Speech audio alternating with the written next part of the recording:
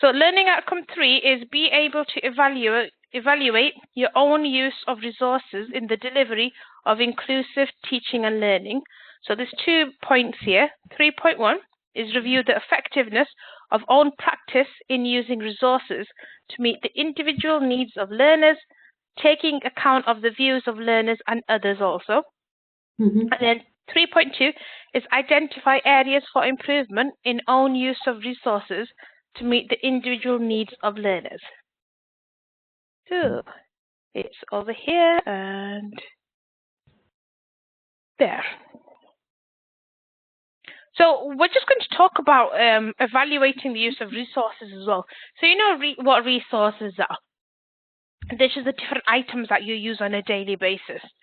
So when you're using resources in teaching and learning, these items are actually there to assist you with your lessons, with your presentation, with you actually physically passing out your educational content. So whatever your objectives are, these resources are there to aid you in actually helping to pass on the information. So it might be something as simple as using a picture. So if you're talking about maps, actually showing a map. Or if you're talking about measurements, bringing out a ruler and actually modeling how to use those things. So all of these different items actually help you to, pass on your knowledge and give you different abilities and values. So in a way, if you were trying to explain how to measure something without anything to, like a device that measures, like a ruler or a piece of string or something, you wouldn't really be able to do it, would you? It's just explaining and it's not easy to pass on. But because you have that visual, it happens a lot easier. So when we're doing this, we've got I've got a list of common goals and examples on here. So to use resources, it helps you with student motivation. It helps you to develop creativity. It also helps to pass on your prior knowledge. So if a student has done something to do with the number lines previously, then you show them one, they're like, oh yeah, I did that to do adding. Now we're doing that to do subtractions instead. It encourages them to have the understanding. It decodes it for them. It organizes it. So on the educational content, physically what you're teaching them, it helps them to have logical thinking and reasoning and communicate and interact. So a lot of things can take place just simply by using resources. Again, it also helps you to contribute to the development of different skills. So it gives you, it helps them to understand what knowledge they have, what skills they have, and what attitudes they've got towards learning. So whether or not we're actually using these resources for different purposes or not, they've got lots of different duties, and it really depends on if you're using them correctly or not. Now, if you're talking about different colors and how to say if you got a, do you know what is popular in early years now? Is coloring by you do adding, say 1 or 2. Answer 3 is red. If you got answer as a 4, it's green. If you got an answer as a 5, it's pink. We used to do those around Christmas time for Christmas trees and decorations and pictures as an activity. Yeah. If you're trying to model that and you're physically saying, oh, right, I don't have a pink pen here, but I've got a yellow one. So just imagine this yellow pen is pink, and then you color that in. And then they say, oh, I've not got a green, but I've got a black, and then you color that in. You're not really modeling in the correct way, are you? So it's very important that you use the right type of things.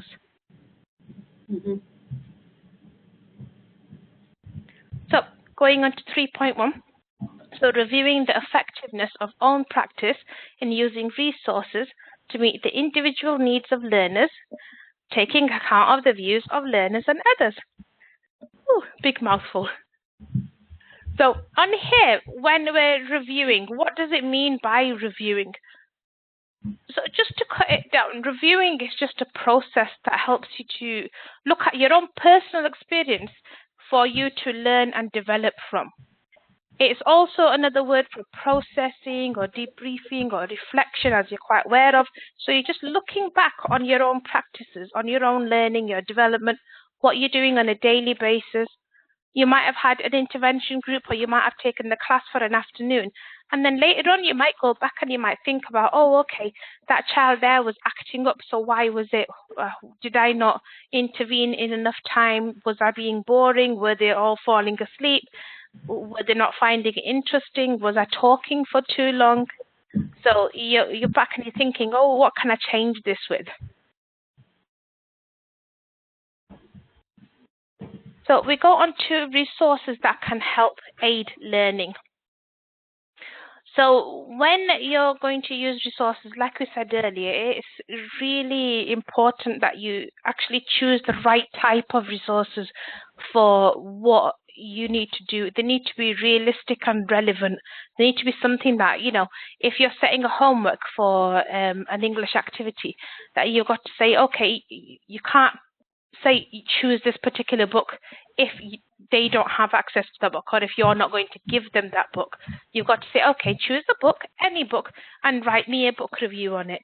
You can't say, go and choose the Goldilocks and Three Bears. What if they don't physically have that at home and you're not providing it? So you've got to make sure that they're not going to be put off and it's inclusive, that anybody and everybody has access to these resources. And if they don't, you need to provide it for them. So again, learning resources, they're really relevant in education. So learning resources are things from like physically having things in your hand and showing them particular items, or, you know, having a feely bag or anything like that, to things like that you might use on your presentations, like a video on YouTube. You might physically have a flip chart, you know, those pieces of A4 those large pieces of paper on a big flippy board, where you can actually write things down and flip over and use another piece. Yes. Things like whiteboards that the kids have their personal whiteboards and a marker with them, but then you've also got your own whiteboard that you can use and write on interactively also. You can use projectors, PowerPoints, text, so physically typing out the text as well, smart devices, and lots of different softwares. Like you mentioned previously that you use the OB and BOB software. Yeah. So, you know, that so that they can actually be able to learn what's a real word, which is an alien word, and it helps them with their year 1 phonics test, isn't it?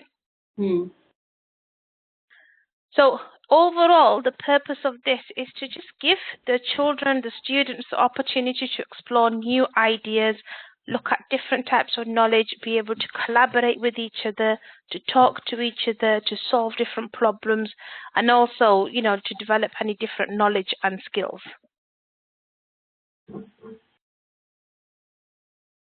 So if you excuse me 1 second, I've got a full house today. I've got my nieces and nephews over, and we're just getting a bit of noise. I'm just going to ask them to quieten down. No problem.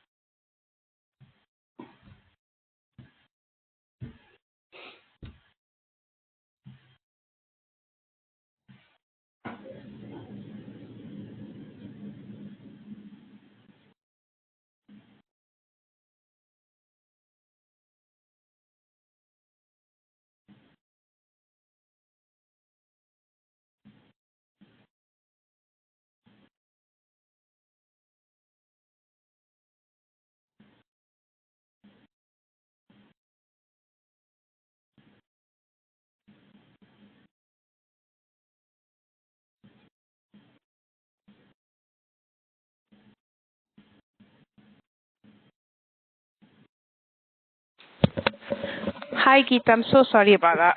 It's all right. So, my sister-in-law has started doing full-time work as well, so the kids come over for a little bit. So, you know, when they all get together, they go crazy. I think it's just been one of those days that we're going to be full of interruptions. No worries. So let's go on to the next slide. So again, with coming back onto the resources that we use on a daily basis, they have to be reliable and they have to actually support your awarding body. So within yourself and any primary and high school settings, it has to be the national curriculum. For myself, when I'm using resources, it has to be in accordance to, for you, for NCFE for this course, or OTHM or ATHE or Pearson, so different, whoever that is, that awarding body, you have to work off those. If they say you need to use particular textbooks, then I'm going to be working off them. If they say use particular items, then I have to be working off those. Okay. Yeah. So I've got a little quote on here. So according to Clathon and JLL, what they say is that curriculum resources should also provide for individual differences. So they should closely coordinate and be selectively integrate your subject matter, and they need to focus on the results or the standards and the targets for your student learning.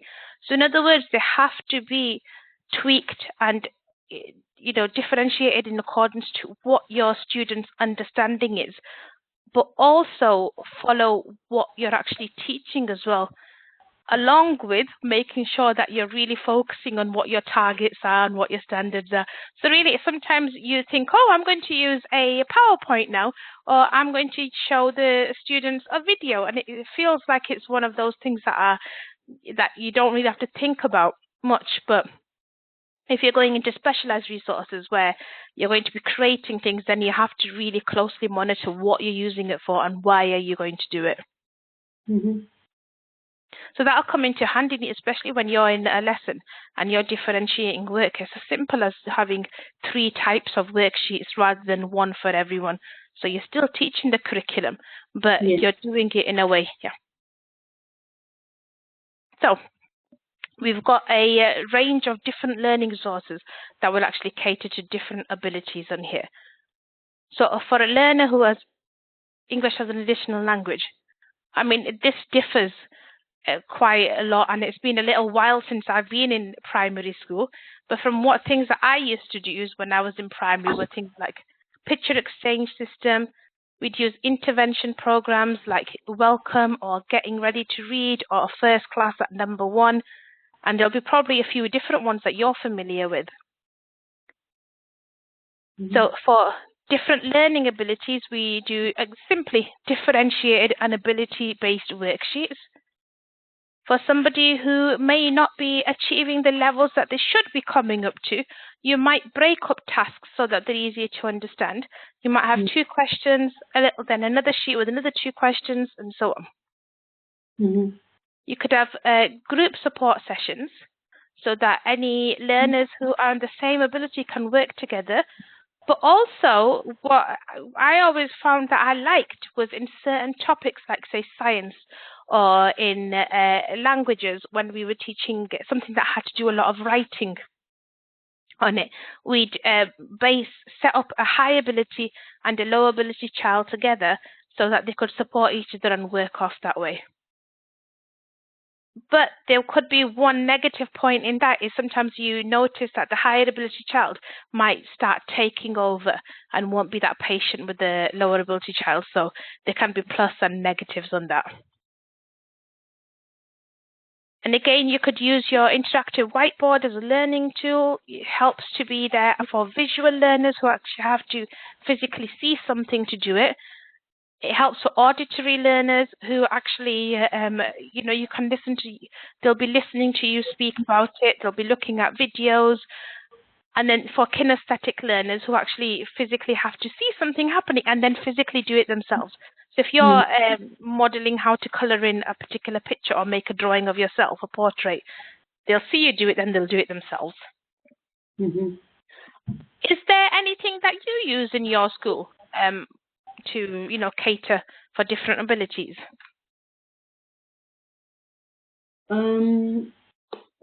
Not really sure much about it because I'm mostly within the classroom. So if anybody has got special need, they've been taken out. But but if only on a severe level. But yes, for EAL, I can say like there are intervention groups going on. EAL team comes and take them on regular basis, like 2 or 3 times in a week, where they've been pre-teach the session what we are supposed to do in class.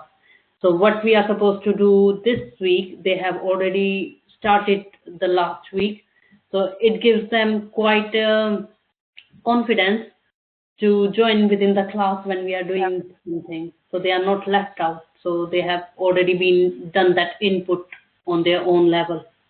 That's quite good, because then they'll come in thinking, oh, we know this, we're experts. Yeah, that's really nice. So going on to teaching resources, there's a lot of teaching resources that you can have, like, supporting teaching. You've got visual prompts or, stimulation items. Like, you ever get those like feely bags where you're trying to distract or encourage a child who may have additional learning needs? You might want to say, oh, okay, put your hand in the feely bag. What can you feel? And then they can sort of play around with the squishy ball, or they can tell you what it feels like. Is it furry? Is it smooth? Mm-hmm. You can have variation and diversification of approaches. So simply this just means you changing the way you approach teaching, depending on what set of learners you've got. So if you've got a class full of EAL children, you're going to change the way you're going to simplify your language. If you've got a class full of younger learners, it's the same thing again. If you've got the same topic you're teaching for year 6, you're going to change it and make it more, a higher range, aren't you? Use more specific and terminology language on that. Mm-hmm. You're going to provide opportunities to develop ICT skills. So again, this is like what we did for minimum core when we're, putting in English, maths and ICT into it. So you might even simply just want to say, okay, we're doing patterns in math right now. Come up and see, put a software on, put a game on, and ask them to have match the pattern, and where they can just touch the whiteboard, and that's them using their ICT skills. Mm-hmm. When you physically use resources, regardless of what they are, it does make the lesson more memorable. I remember we were talking about lifespan and life cycles. And at that point, I was one of the TAs that were in the class. There were 3 or 4 of us across year 1. And our class teacher we had all our baby photos in, showed the children, they loved it. Then we asked them to bring their own photos in. And then one session, one of the TAs actually had a 8-month-old baby. So she asked if she was comfortable bringing the baby in, and she did. And the children sat around in a big circle. The baby was in his mummy's lap. And he was actually, everyone was like, what does he look like? Can he crawl? They were showing him toys. So at that time, that baby was a resource, as we would say, for use of a better word. But it did make that lesson memorable for them, because for ages they talked about Mrs. Baby and how cute he was and how small he was, the tiny clothes that he was wearing, and so on. So again, it leads into the alternative to real things. So some students might not physically have access to certain resources, so they can actually see and use certain things. And again, it'll help you to actively engage your learners. They'll be interested. They'll be wanting to know, what is this thing that Miss is showing to me? What are we doing right now? Can I get a touch of it? Can I see what it is? So they will be engaged. So almost on to the last point on this is the views of learners. So because we're taking into account the views of our learners as well, ways to get this is just to get feedback from your learners. Ask them what they think. Look at how they respond to the learning. So physically keep attention on them. And then again, if you ask them questions, you're able to find out what sort of information they're retaining. So if you remember in Unit 1, I showed you the KWL chart. What do I know? What do I want to know? And what have I learned on it? That's good for the older students to find out, what their feedback is, what their prior knowledge was, and what sort of things that they've actually learned, and if there's any gaps in learning. So there's loads of ways to do it. You can also do the views of others. So others, I think it was in Unit 1 or Unit 2, we talked about who others are. Others are like your colleagues, your external psychologists or speech therapists, admin staff, TAs, teachers, and so on, anybody that is parents and all that. So we can get feedback and advice from our colleagues. We can get advice on what sort of resources we need to use, what sort of teaching practices we need to use, what adaptations you should make. For young learners, for within primary and high school, you can speak to their parents or guardians and just ask about what their interests are. So if somebody likes Paw Patrol, maybe you'll want to create a handout that has Paw Patrol figures on it and say how many dogs are there, or how many capes are there, and so on. Now, I remember gaining very good advice from one of my colleagues here where I work. It was my first time coming on to from face-to-face to online teaching. And I remember that one of my classes that I teach in healthcare, they weren't very interactive. There was the odd student that would be very verbal, and they'd be really, goading them on to actually ask questions. But when that student wasn't attending sessions or when they'd actually finished, the other students were completely silent. There was no interaction. Every time I asked a question, it was just quiet. So I remember mentioning this to my boss, and he just said to me, don't worry about the physical lesson for the next lesson. All you've got to do is you're going to sit there and you're going to do a question and answer session where you're just going to talk to each other, tell them about yourself, ask them about them, encourage everyone to talk and say, right, this is your 5 minutes, you talk, you tell us. So we just spent an hour chatting to each other, and it was one extra lesson, but it did actually work. Everybody got a little bit more comfortable. It didn't get everyone to open up straight away. Some people were still quiet, but it still gave them the opportunity to not be nervous around each other. So sometimes feedback and advice is fantastic to get. So, are you okay with what we've gone over so far? Yes. Fantastic. So, how to answer AC 3.1. So, you're just going to carry out a review. You're going to look at what resources you use. These resources that you're using, are they meeting the needs of your learners? So, think about what type of learners you've got in your class. Do these resources, or think about what type of learners you had in your last year now, because obviously new year, new set of learners, it's going to take a little while to figure out. So how do they meet those needs, and how do they meet those needs? So if you've got a child that's visually impaired, has to wear glasses, what are you physically doing for that child? For a child with EAL, what are you doing? For somebody who might have autism, what are you doing, and so on? Think about, write about, do you gain feedback? And if you do gain feedback, how do you do this? Or if you don't gain feedback, say how you can do this. So, obviously this is feedback from your students, from your from the parents, from the colleagues, and so on. Sometimes even asking a simple question, oh, did you guys like that? Or I think the simplest way that I remember one of my fellow teachers used to do it was, at the end of her comprehension lessons, she would get the students to draw a face. So it would be a smiley face to show that they've understood, a face with a straight line to show that they were okay, or a face with an unhappy smile showing that they didn't understand. And it really helped when we went through the books later on to see how they feel about it.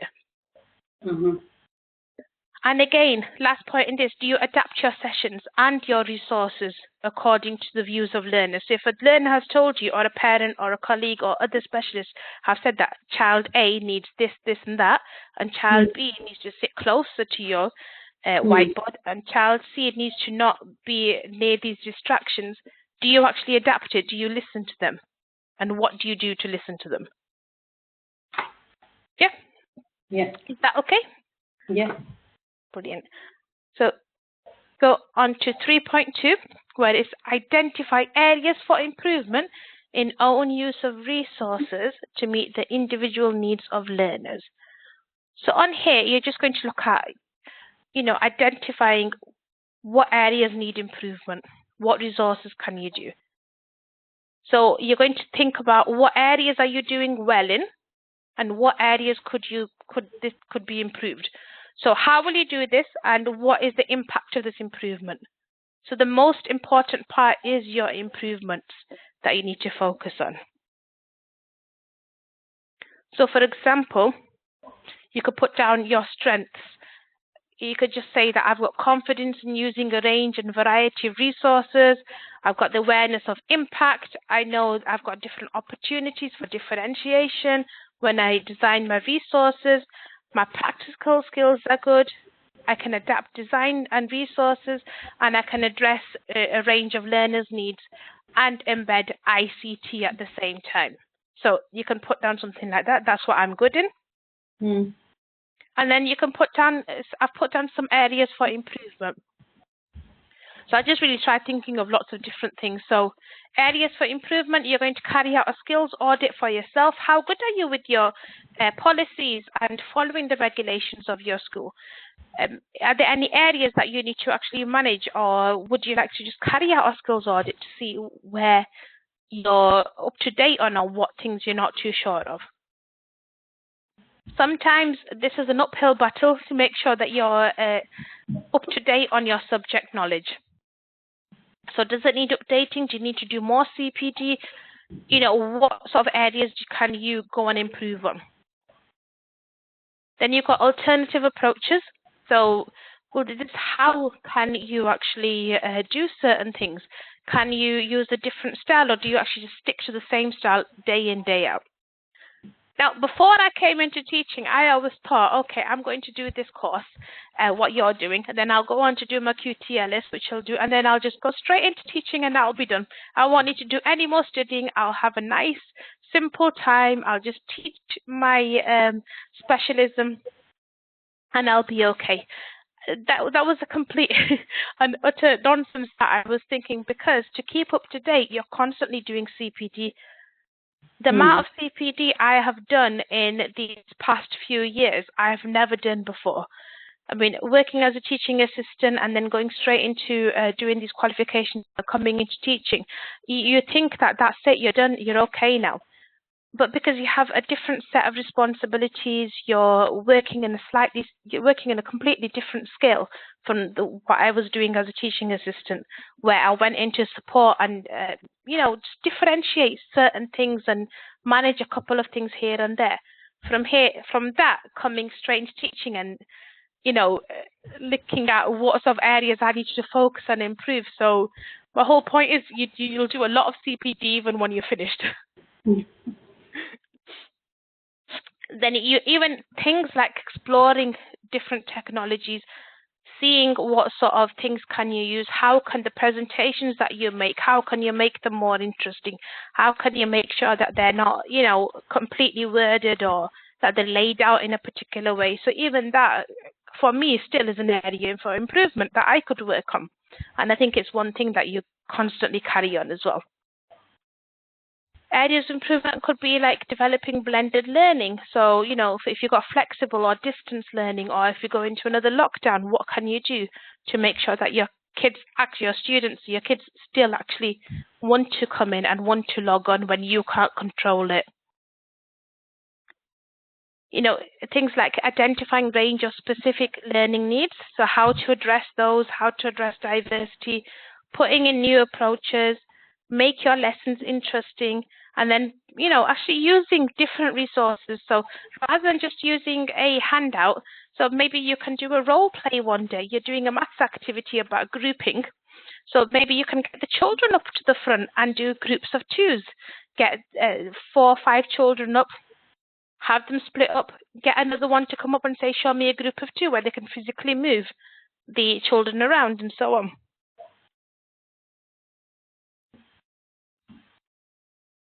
So are you okay with what we've gone over for 3.2? Yes. So to answer this, you just need to identify, basically, like I've already said, is your improvements, what you have in your own use of resources. So this is all about how you use resources. So start off with the strengths that you've got, what you're good at, and then include a detailed paragraph on what areas you can use to improve. So things like using a diverse range of resources, mix it up a little bit, make it more fun and interactive, utilizing staff members, Is there somebody who's good at art? Or is there someone who's really good at doing like dramatical plays or a drama teacher that you can come in and use? And then listening and adapting your resources in accordance to what the learners and the staff are telling you as well. So yeah, so that's all it is for 3.2. Let me just turn this recording off.